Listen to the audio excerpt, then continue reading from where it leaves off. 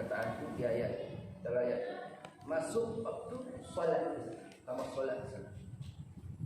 Sebagai masuk waktu solat, yaitu 3 martabat. 3 martabat, 3 peringkat. Pertamanya mengetahui ia akan masuk waktu itu dengan sendirinya. Pertama dia tahu masuk waktu itu, dia tahu dengan sendirinya. Sama ada dia dapat, contoh macam sekarang kita ada takvim kan, tahulah, tahu. Ataupun dia ni memang orang yang memang tahu tentang perjalanan matahari, infalak. Dia tengok suatu sudah. Dia tahu dengan sendirinya. Atau dengan mendengar khabar orang yang kepercayaan, ataupun dia hanya mendengar daripada orang lain. Masuk waktu belum? Kan biasanya kita maksudnya masuk waktu. Maksudnya begitu kan. Jadi maknanya dia mendengar daripada khabar orang lain, orang yang boleh dipercayai. Kepercayaan itu maksud orang yang boleh dipercayai. Orang yang dipercayai, bukannya orang yang fasik, bukannya orang yang biasa dusta.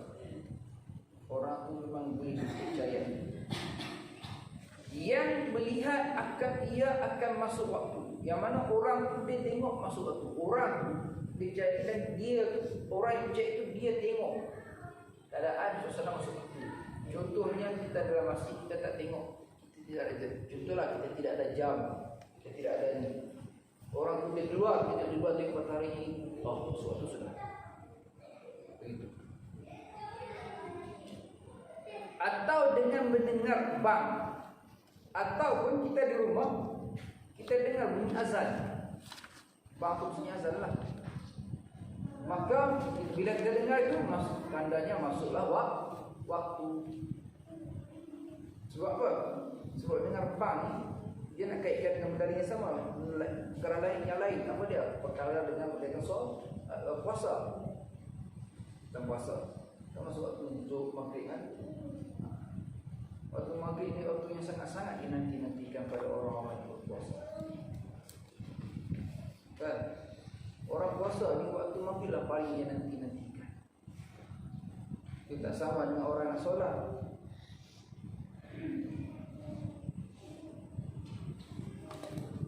Solat ni dia tak menantikan keadaan waktu. Kita nak tunggu. Tak macam puasa. Puasa ni waktu maghrib lambat lagi ke maghribnya. Nak menanti dia begitu. Hilap sikit saja. Allah Akbar, Allah Akbar. Di dalam rumah tak ingat di luar gelap. Allah Akbar, Allah Akbar. Suatu makan. Kau betul. Curah lagi. Kau asah.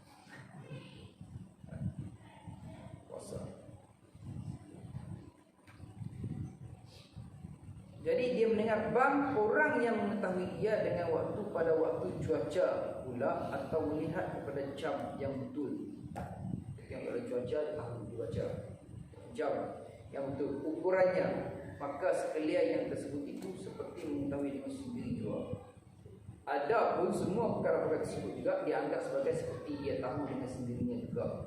Walaupun dia dengar pada orang lain, walaupun dia dengar azan, pun dianggap sebagai dia tahu secara diri juga. Jadi peringkat pertama ia mengetahui dengan sendirinya. Keduanya dengan ijtihad.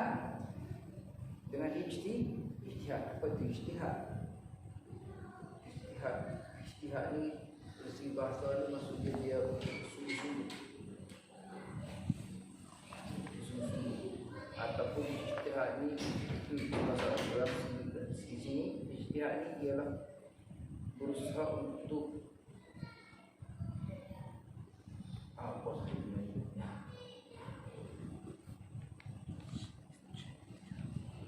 Pandangan dia.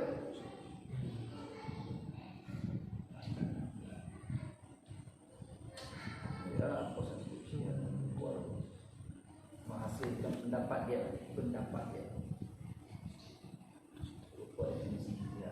Menghasilkan pendapatnya sendiri. pendapat dia sendiri, dia pegang. Kalau ijtihad itu pendapat dia sendiri.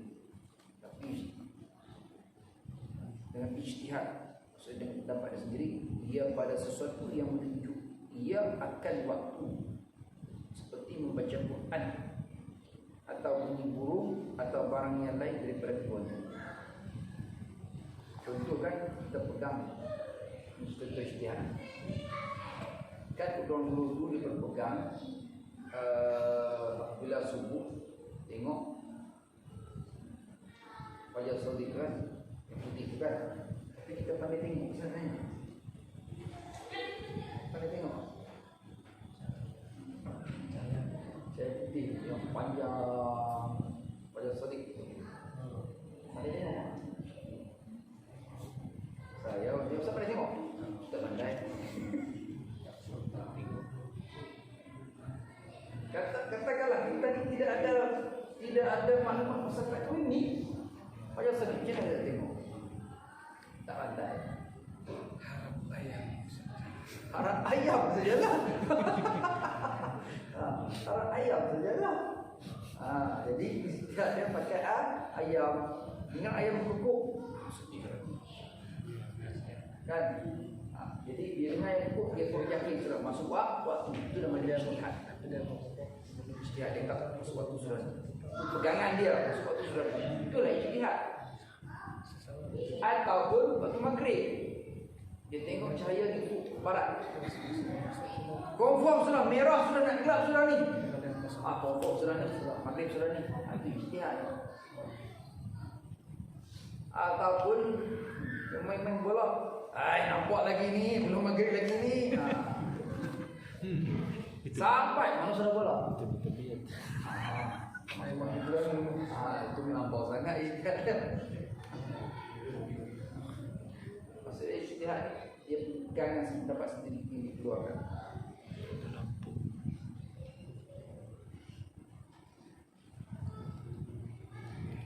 Yang menunjuk ia akan waktu, yang mana dia berijtihad dia beritahu adanya waktu. Itu satu. Mana ijtihad ni dia pendapat dia sendiri, dia tak pegang pendapat orang lain. Yang pertama, martabat pertama dia mengetahui waktu itu dengan sendirinya. Yang kedua mengetahui waktu dengan cara dia berijtihad. Termasuk waktu dulu. Jadi kompak termasuk waktu berijtihad. Jadi isu ijtihad ni ada isu dia. Jadi yang ada pada sini disebut ijtihad. Baik. Yang ketiganya dengan taklid. Dengan taklid orang yang mujtahid. Apa itu taklid? Muqallid. Taklid ni orang yang bertaklid pada orang lain dipanggil muqallid. Dia ikut-ikut saja orang lain. Taklid. Dia ikut orang lain. Contoh saya cakap, sesuatu surah ni orang pun dengar cakap saya. Yang dengar cakap saya tu taklid dia bertaklid dengan saya. Dia pun azhar. Padahal belum masuk waktu lagi, pok memakai cepat supaya kita cepat berdoa. Kalau pok bin Allah tak bisa makan, silakan. Kan? Itu betul taklid. Dengan taklid orang yang mujtahid, orang yang melakukan yang ijtihad tadi itulah. Iaitu pada ketika lemah ia daripada barang yang tersebut. Maksudnya dia lemah daripada mengetahui dengan sendirinya atau dia lemah berijtihad. Bila dia lemah begini, maka dia ikut orang lain. Itu martabat yang ketiga. Martabat ketiga ni maksudnya martabat yang rendah sikit lah. Martabat yang rendah. Kita zaman sekarang,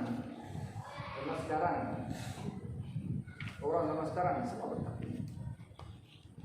Dalam hukum, orang zaman sekarang semua bertaklid. Cuma jangan disebut sebagai taklid buta.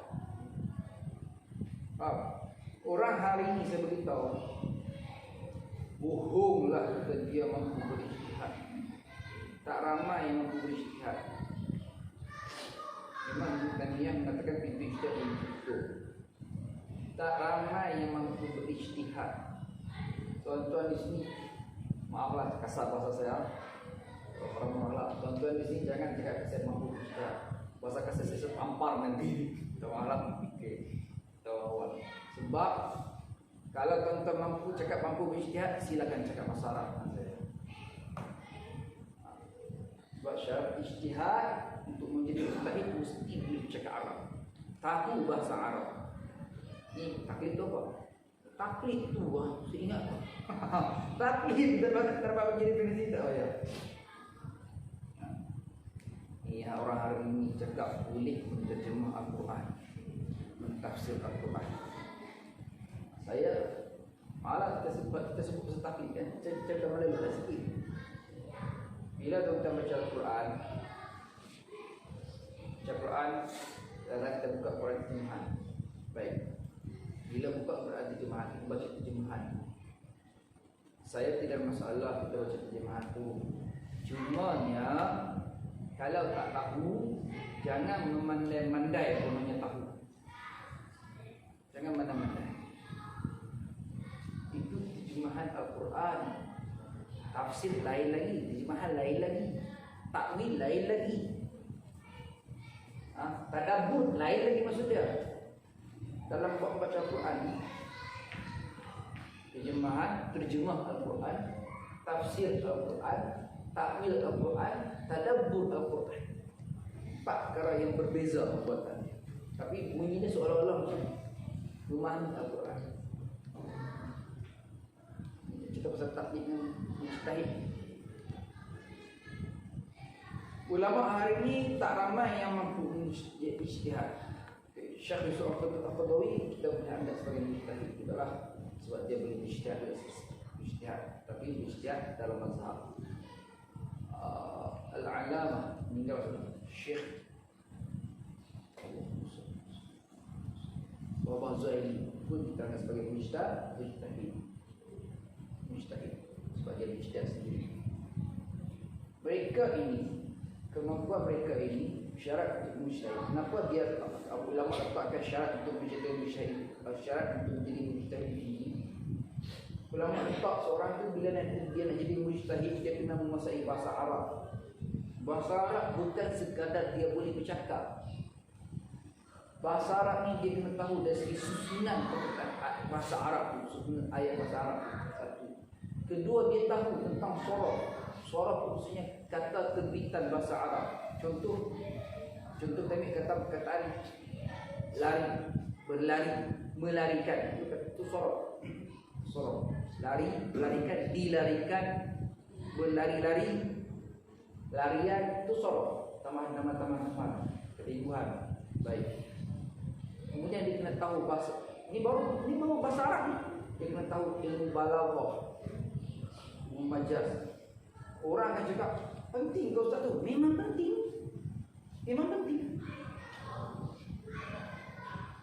Sebab ulama bila nak ijtihad satu hukum, dia akan tengok susunan ayat Al-Quran kembali. Itu contoh. Saya selalu pakai contoh ni. Wal mutallaqat yatarabbasna bi anfusihinna thalathata quru.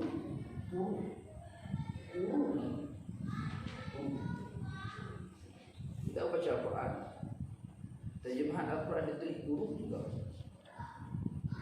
Jadi kita nak cakap apa? Tak boleh cakap. Kalau apa itu huruf?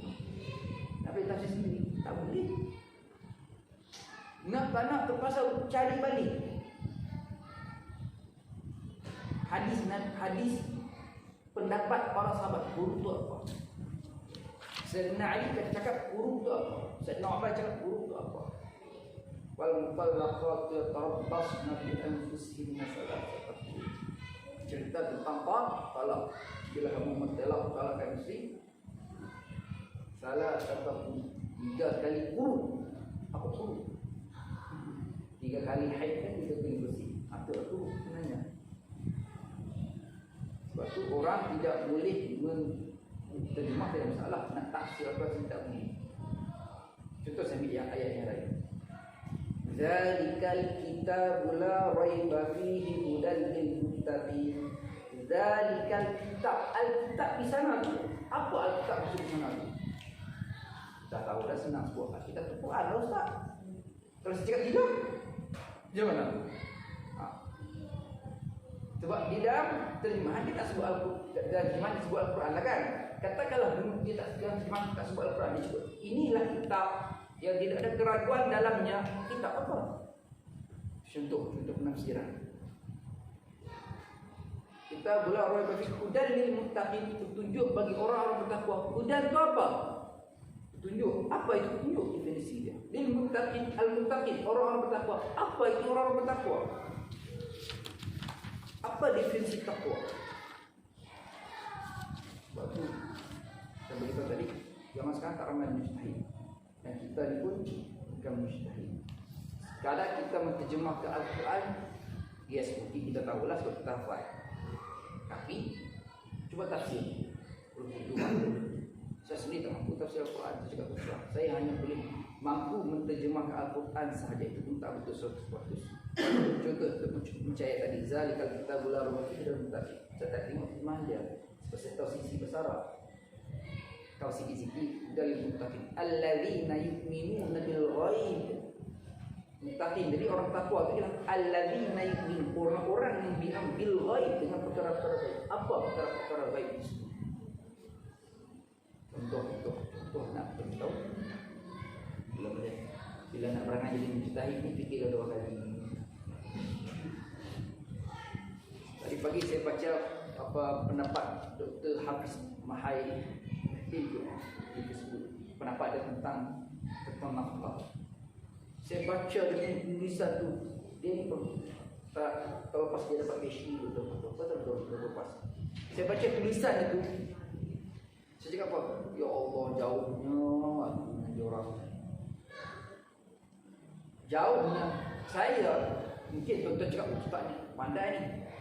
Pandai bagi tuan-tuan, bagi saya banding dengan orang lain pun teruknya aku jauhnya nak banding dia orang. Penulisan dia orang, bila baca penulisan dia orang, itu sekali pemikiran mereka. Jauh pemikiran mereka. Saya buat tesis master saya kan, sekarang ni tinggal nak submit lagi. Masa habis sudahlah belajar, saya terima saya itu tesis saya lagi. Saya bukan cerita saya maksud tidak nak cerita pasal apa yang saya buat tu. Memang saya tak tahu sebenarnya. Saya hanya baca hasil penulisan orang yang pandai-pandai tentang tajuk rahmatan lil alamin. Saya pergi syarah di masjid-masjid, ceramah masjid-masjid rahmatan lil alamin, ambil tulisan orang. Tuan-tuan harap saya akan cari sendiri. Minta maaf, aku pun tak tahu sebenarnya. Tapi kita bodohnya saya sebenarnya. Tapi sebab ada orang sudah tulis, kita ambil pendapat orang. Saya beritahu orang tu yang tulis itu pakai doktor. Itulah doktor filsafat. Jauhnya saya dia jauhnya. Jadi apa? Jadinya dia tu mujtahid, saya muqallid, ikut dia. Dia berijtihad, saya taklid dengan dia. Apa dia sebut itu, itulah. Kalau dia sebut A lah saya pun. Kita sebenarnya banyak taklid. Tidak ada yang mujtahid. Cumanya ulama sebut jangan kita jadi taklid buta. Taklid buta. Jadilah taklid yang cilik sikit. Maksudnya apa? Bila kita solat, contohlah solat. Waktu budak-budak dulu kita ikut orang solat, betul kan? Kita ikut orang solat. Orang Allah Akbar, kita Allah Akbar. Bila besar sikit, kenapa kau tak takbir? Aku tengok bapak aku takbir, aku takbirlah. Itu taklid buta. Taklid cilik, dia pergi belajar balik. Ustaz, macam mana boleh solat? Takbir, belajar takbir disebut. Apa itu takbir? Apa disebut takbir? Ini yang takbir kan ataupun Allah Akbar itu takbir. Itu belajar. Baik dia takbir juga, tetapi taklid dia ada ilmu tahu. Itu nama taklid. Itu nama taklid yang ada ilmu. Jadi kita di sini hari ini, tuan-tuan datang ni belajar kitab ni, setakat yang saya tahu bermakna tuan-tuan taklid bukan secara membuta tuli. Maknanya lepas ni bila kita buat, kita tak taklid secara membuta tuli. Kita tahu je sikit. Bila orang tanya, kita boleh jawab bagus. Bukan sebab kita taklid membuta tuli. Tapi membuta tuli itulah. Bila kita tanya, aku pun tak tahu orang sebab begitu, aku buat lagu itu. Itu taklid membuta tuli.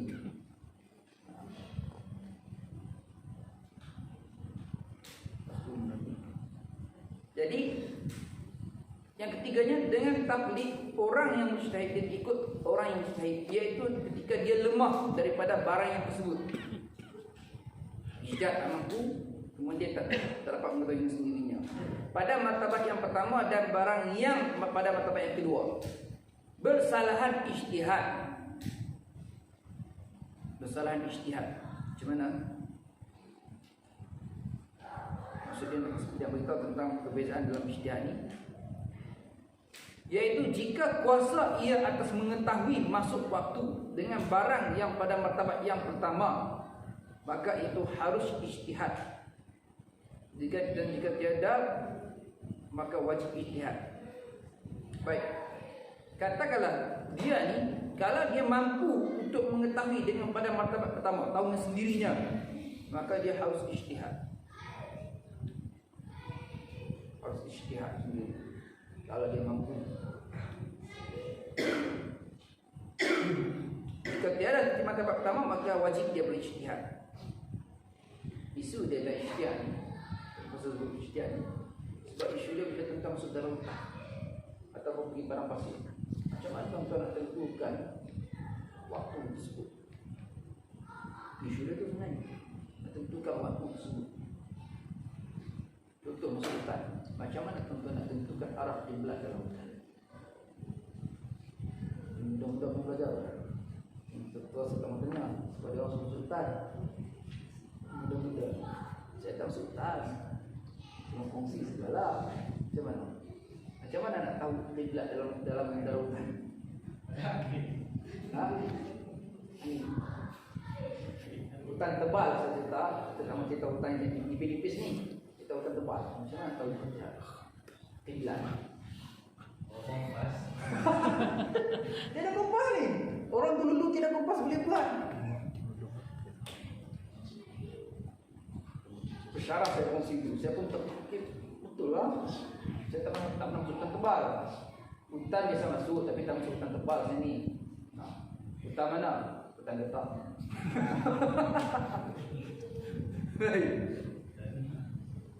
Matahari terbit dari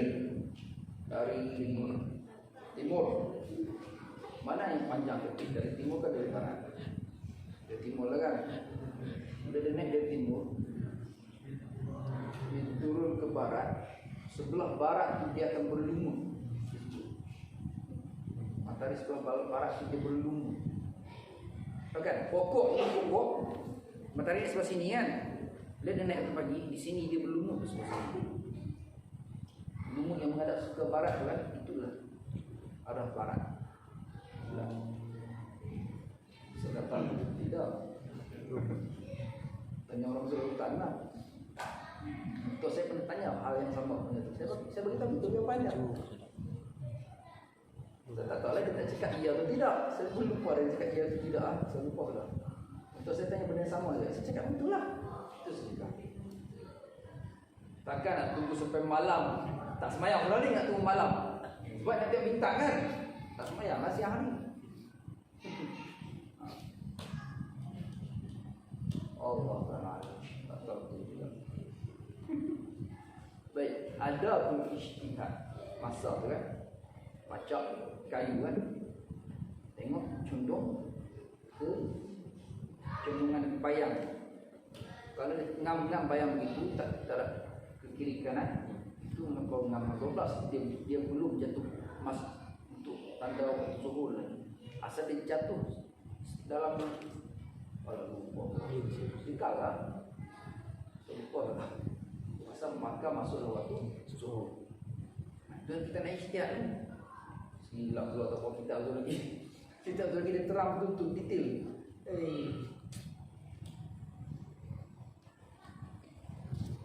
Maksudnya nantilah saya buat kalau saya buat tahu. Baik, inilah pada hak orang yang melihat. Adapun orang yang buta, maka harus baginya taklid orang yang mujtahid. Jika kuasa ia ijtihad sekalipun. Jadi orang buta dia akan taklid dengan orang yang mujtahid walaupun dia mampu untuk ijtihad juga. Tapi macam mana orang buta ijtihad? Mungkin dengan ayat pokok. Baik. Maka jika sembahyang ia padahal tiada mengetahui ia akan masuk waktu dengan sesuatu daripada 3 perkara yang tersebut itu, maka dia itu tiada sah sembahyangnya. Kalaulah dia sembahyang dalam keadaan dia tak tahu masuk waktu atau tidak, berdasarkan 3 yang tadi itu, martabat tadi itu, maka solat dia tak sah. Sebab syarat sah solat mesti mengetahui masuk waktu. Was-was saja tak sah. Jika berbetulannya dengan waktunya sekalipun, walaupun masuk waktu sekalipun, tidak dianggap sah solat tersebut. Dan jika sembahyang ia dengan ijtihad pada waktu atau dengan taklif orang yang mustahil, maka nyata tersalahnya kemudian daripada sembahyangnya mesti jadi ia sunat mutlak. Sembahyang tak masuk waktu, jadilah solat sebagai sunat mutlak. Pahala sunat je lah, tapi tak kena ulang balik lah solat je tadi. Kemudian daripada sembahyangnya nescaya jadi ia sunat mutlak jika tiada atasnya daripada yang luput daripada jenis itu sembahyang, dan jika ada ia maka jatuh ia daripadanya. Jatuhnya sunat batal. Wallahu ta'ala alam.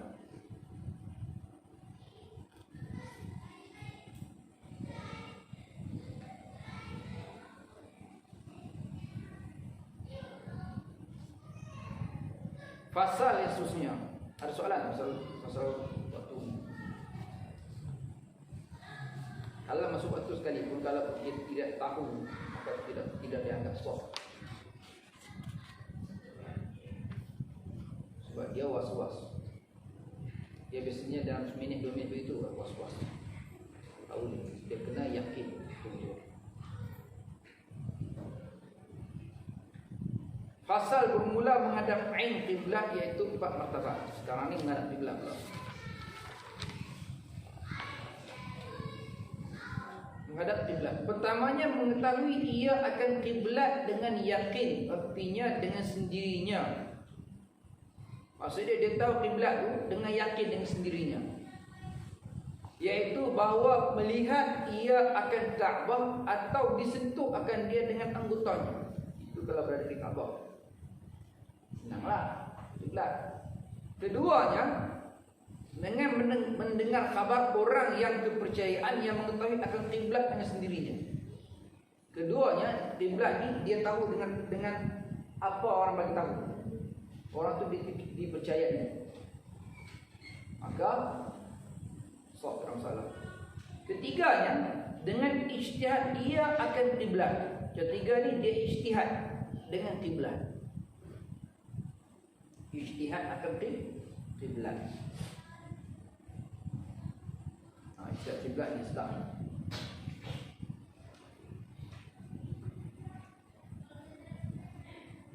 Ya. Betul. Keempatnya, dengan mengikut ia akan orang yang mujtahid. Keempatnya dia ikut orang yang ijtihad tadi. Orang tu ijtihad qiblat sinilah sembahyang. Maka nak sebut, perlu tak orang tu qada balik bila dia tahu dia salah?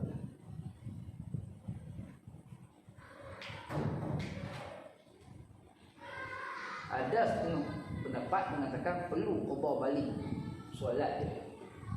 Tapi ada setengah pendapat, saya pegang pendapat yang kedua ni, tidak perlu qada balik solat.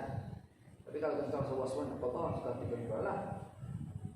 Kenapa setiap perlu qada balik solat? Kerana berdasarkan kaedah fiqh disebut al-ijtihad la yunqadu bil ijtihad. Ijtihad tidak terbatal dengan sebab ijtihad yang lain.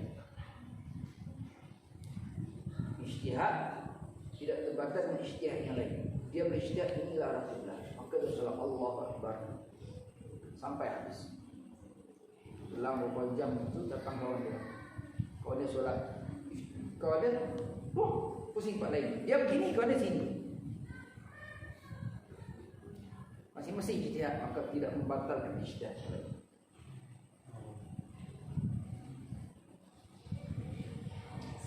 Maka orang yang tak tahu ni, tak ini hanya ikut ijtihad orang tersebut, pun tidak terbatal. Maka tiap-tiap satu daripadanya yang empat ini dengan tertib, artinya tiada sah berpindah kepada barang yang kemudian. Jadi dia kalau dia kena ikut tertib lah, ikut tertib.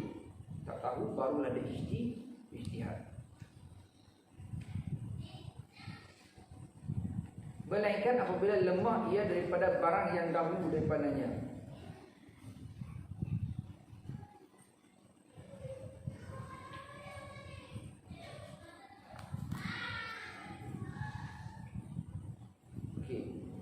Kemudian tengok ini tadi saya cakap tadi kan, pendapat yang sebelum kita. Dan barang siapa sembahyang ia dengan ijtihad ia pada kiblat, maka nyata tersalahnya dengan yakin, maka hendaklah ia mengulang akan sembahyangnya pada hal wajib. Tadi saya cakap pendapat pertama dia kena ulang. Pendapat kedua dia tak perlu ulang. Bilang kita ni penulis ni dia berpegang pendapat perlu ulang. Jadi kalau ada soalan ulang. Kita ulang.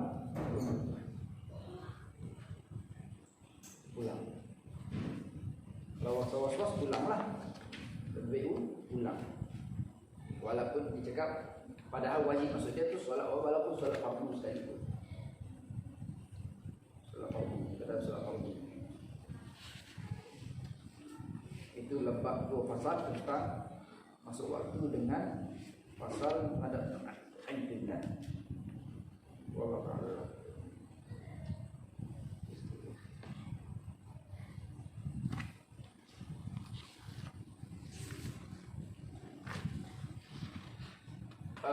Satu lagi tadi kita bincang pasal yang 3 minggu dulu kan, bulan dulu, pasal sentuh anjing dalam keadaan kering, kalau sudah anjing, lepas tu dia tak salah kita. Baik, saya cakap tadi lebih baik apa? Lebih baik satu lah kan, sama. Baik. Tapi ramai juga, tapi ada yang cakap tidak masalah, dia kalau tidak sama pun kita was-was kan. Tapi menurut pendapat yang dirang ini, saya pun pernah was-was, saya tanya balik, was-was. Maka disebutnya tidak perlu sama atau sertu kalau kita nampak orang itu pegang anjing kering sama kering, orang itu kering, anjing itu kering, dia datang salam juga, tidak perlu sama. Yang perlu samanya bila anjing itu basah, dia pegang, dia datang salam kita, kita perlu sama. Tapi kalau rasa tak puas hati, tak sama dia, tak ada masalah, sama sajalah, tidak ada masalah.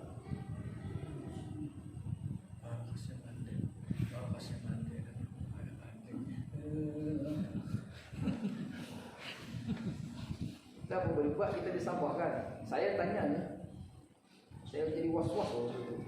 Saya was-was, jadi saya cakap samalah. Saya tak puas hati, balik buka kitab. Dia ada belum kita saya baca sendiri. Saya tanya apa yang satu doktor ni, Dr. Hafiz Mahidin, Ketinggian Syariah ITM. Saya cakap apa ni? Aku juga tak payah satu juga. Malah tak cakap, susah tu sabah ni cakap. Dia faham situasi itu, sebab kita kena ucap terima kasihlah pada Mufti Sabah ni. Mufti Sabah ni telah membuka mata para ulama di Malaysia ni supaya tidak mendapat hukum sesudah di Sabah dan Sarawak. Sebab dia telah membuka gagasan fiqh sabahi. Jadi kita tak boleh nak letak hukum sesudah. Sebab kita mencampur dengan satu keluarga, ada yang Islam, ada Islam. Jadi kita nak tahu hukum tu suka tidak boleh. Tak boleh kita nak ikut solid mazhab Syafi'i, tak boleh. Kalau tuan-tuan nak ikut juga mazhab Syafi'i solid betul lah, saya minta maaf lah kalau tuan bergaduh macam saya pula. Saya sudah beritahu, selagi kita boleh ikut mazhab Syafi'i, kita ikut setakat kita mampu. Yang tak boleh ikut tu kita pasal, bukan kita tak nak abaikan, tidak, tapi kita kena tengok sekiranya dia merendahkan hukum persaudaraan, Selagi dia tak mengganggu akidah, lagi itu kita tidak bermasalah. Contoh saya ambil. Tuan-tuan pergi rumah orang bukan Islam, saudara mak, dia bagi makan kita mie dalam piring di rumah dia. Tuan-tuan angkat pisau dulu dah dulu. Angkat pisau sama piring tu. Tuan-tuan angkat bersama Allah. Dia tak sakit hati dia. Sakit hati dia. Ketika sesampai di Sabah sini, dia satu beritahu, ini orang bukan Islam tengok perbuatan kita. Dia tengok perbuatan saya sebab dia tahu saya ustaz, dia tengok perbuatan saya. Mereka sediakan mie goreng dalam piring yang mereka makan di rumah hari-hari. Dia tengok perbuatan saya. Saya angkat piring itu, saya isi makan. Sebab apa? Sebab Nabi, ya, satu hadis itu Nabi, bila orang yang itu bagi makan, saya tengok apa bagi makan. Nabi ambil, tidak ada masalah. Selagi mana kita tak nampak, selagi itulah kita jangan cari pasal, jangan. Bila dia tengok tu kan, baru dia cakap, Islam taklah tu sangat. Kadang-kadang dia mempengaruhi dakwah. Dan kita perlu cerita. Kecuali memang kita nampak depan mata kita, alamak, saya minta maaf, anjing tu jilat. Kami orang Islam tu nak, itu cerita lain lah. Tapi kalau tak nampak, jangan kita sampai siasat, ini piring ni kau makan. Betul. Kau makan babi piring. Aduh. Jangan. Kalau lepas juga mereka bertanya kepada saya, isu soal orang bukan Islam tu dia buat roti. Sekolah saya tu dia buat roti di sekolah. Dia tanya hukum, Ustaz, boleh makan betul? Dia selalu buat bagi kita makan, boleh makan betul? Saya cakap, jangan tanya. Nak makan saja saya cakap. Jangan tanya. Kalau tanya itu bermasalah saya cakap. Jangan tanya. Tak orang makan, saya makan. Saya makanlah. Maksud Allah itu, saya makanlah. Jangan tanya. Jangan. Dia itu jangan tanya. Itu bukan yang tak tahu ada babi, itu yang tahu kita pun tak boleh makan. Kan? Kalau tuan-tuan tak setuju juga saya cakap, pulanglah. Cuma jangan bergaduh dengan saudara mara pula. Jangan sampai Islam tu nampak buruk. Allah Ta'ala. Ada soalan tak? Saya tak syarah untuk 3 minggu saja. Saya minggu yang tu kita ada program kahwin kan. Minggu kedua tu saya pergi daurah kitab. Hadir Binjul. Ramai orang. Ramai. Tapi hari kedua tak ramai sunat, malam tak ramai sunat. Yang tinggal boleh ke tahfiz. Kena beberapa orang lain yang ustaz-ustaz lain lah. Saya termasuk Ustaz Aziz je lah. Alhamdulillah, Ustaz Mahathir Benjul. Kenapa kami beritahu orang tak ada kitab Ustaz Mahathir Benjul? Sebab Ustaz Mahathir Benjul ni kenal kan? Seorang sedikit juga. Ustaz Mahathir Benjul ni dia ni banyak bertalaki dengan ulama-ulama pondok. Walaupun dia ada ijazah di universiti, tapi lepas tu dia bertalaki ulama-ulama pondok. Ma'alim ke ilmu tasawuf, ilmu tauhid, ma'alim sungguh. Ilmu sifat roh Tuhan dia memang alim sungguh. Jadi kami kita lakilah. Dan alhamdulillah saya ada beberapa kitab ya. Jadi dia sebut malam juga sampai ada kitab saya dan nak mengajar berdasarkan kitab saya, dia cakap dia mengijazahkan. Ijazah tu itu sangat supaya sampai berkat kita kepada ulama yang terdahulu. Itu seperti berkat. Maka saya pun sebut sini. Lepas pula saya pergi di Penangkatan sebab dipanggil untuk pergi. Memang dia orang sudah buat jadual 11 kali untuk Penangkatan. Maka di Penangkatan saya sebut tentang ini.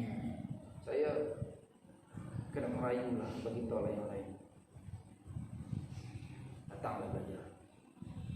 Walaupun ustaz tu tak alim pun datang sudah. Jangan sampai kita ulang. Saya sebab kita ni berada di akhir, sebutlah di akhir zaman senang. Jangan sampai kita ulang. Kita oleh duduk-duduklah kita. Kalau pada saat ustaz tu tak pandai macam kau, datanglah duduklah dengar dulu. Mata ada benda yang baru. Buat kita ni berada di ujung-ujung zaman ni, ya Allah. Ramai orang cakap, saya pernah secok perempuan di sini juga kan, hari. Ramai yang cakap takut akan kiamat, tapi tak pernah buat persediaan untuk menghadapi kiamat. Tak pernah. Saya sebenarnya geram nak kasih dia kitab ni, sebab saya buka satu kitab yang biar semua duduk dengan mulut dengar. Geram kalau kita biar sabar tu.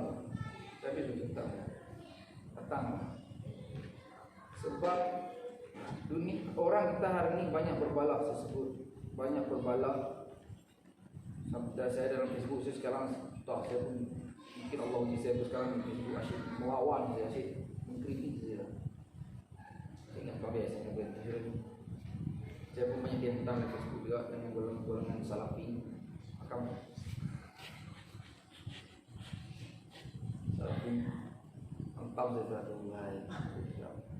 Boleh buat lah. Ini masalah ilmu. Carilah ilmu.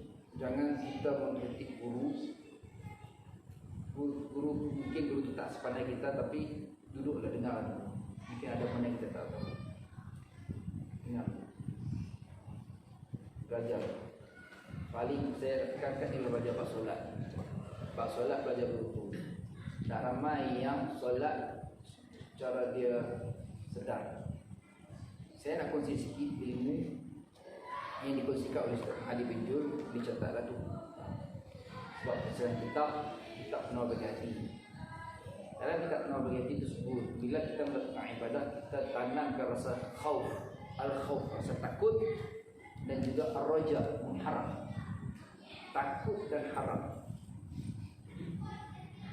Takut dan harap. Macam mana contoh dia? Saya bagi. Kita takbir lah, kita rasa takut dengan Allah SWT. Takut kita tak dapat nak takbir. Bila Allahu Akbar sembahyang, sembahyang kita takut Allah tak terima ibadah kita, solat kita. Itu takut dia. Baik. Dalam masa yang sama, kita letak ar-raja. Ar-raja itu kita mengharap moga-moga Allah terima solat kita. Kita ar-raja, harapan. Ini dikongsikan oleh Ustaz Ali bin Jul. Tetapi golongan arif billah, golongan orang yang mengenal Allah, golongan para wali. Ini saya kongsi Ustaz, golongan para wali. Mana tahu tuan jadi wali? Perempuan pun boleh jadi wali ya, saya bagi tahu. Perempuan menjadi wali. Perempuan menjadi wali ya. Baik. Ketika takbir tu orang arif billah, takbir tu Allahu Akbar. Dia takbir tu rasa takut, dia tak dapat takbir. Jadi takbir Allah, padahal dia takut ya Allah, takut tak dapat takbir. Bila ada bar dapat letak di sini, dia rasa bersyukur sebab dia dapat juga takbir. Syukur ya Allah, alhamdulillah dapat takbir. Itu orang arif billah. Mana orang arif billah dia tanam dalam ibadahnya takut dan syukur. Al-khauf wasyukur. Takut dan dia syukur. Kalau tuan-tuan dapat buat begitu, maknanya tuan-tuan sembahyang dalam keadaan sedar, percayalah, insya-Allah khusyuk tu. Khusyuk datang. Maknanya kita dalam keadaan berhati-hati ketika solat. Khusyuk tu datang, insya-Allah. Allahu Akbar. Jangan Allahu Akbar, alhamdulillah. Bukan begitu. Kan Allah Akbar tu alhamdulillah dapat takbir. Bukan begitu. Allahu Akbar. Hati kita Allah syukur dapat takbir. Alhamdulillah. Itu bukannya mulus alhamdulillah. Patah sebenarnya. Okey. Allah Ta'ala saya fokusi malam ni. Saya pun dah tadi sangat. Kamu tadi syarah saya tadi. Ada soalan tak? Tak jawab kali, jawab minggu depan. Itu ya sudah, ada soalan pasal kiblat dan juga pasal waktu dan juga kiblat. Ada soalan sebenarnya, ada soalan sebenarnya. Itu kan tak terlintas sekarang. Masuk waktu. Saya fikirkan bersama khusus ini. InsyaAllah minggu depan lah saya kongsi.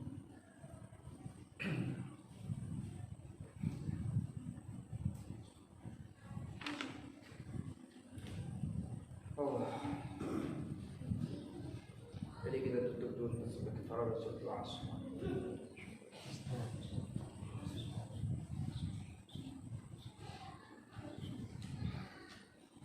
Bismillahirrahmanirrahim.